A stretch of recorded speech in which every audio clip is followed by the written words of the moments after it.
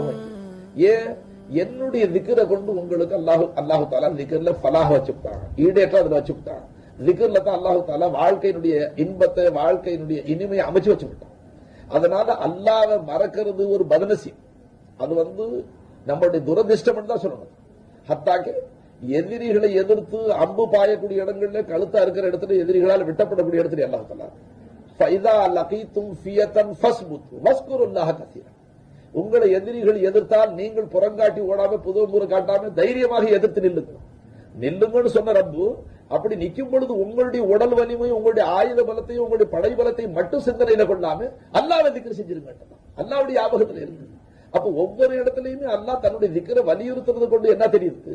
அல்லாஹ்வை கொண்டு தான் உங்களுடைய வாழ்வு இருக்கு, அல்லாஹ்வை கொண்டு தான் உங்களுடைய காரியங்கள் இருக்குங்கிற உணர்வு வச்சு நீங்க செயல்படுங்க. உங்களுடைய வாழ்க்கையினுடைய அத்தியாவசியங்களை நான் லேசா உங்களுக்கு நிறைவேற்றி தரேன், சிரமம் இல்லாமல் அல்லாஹ்க்கி தருவோம்.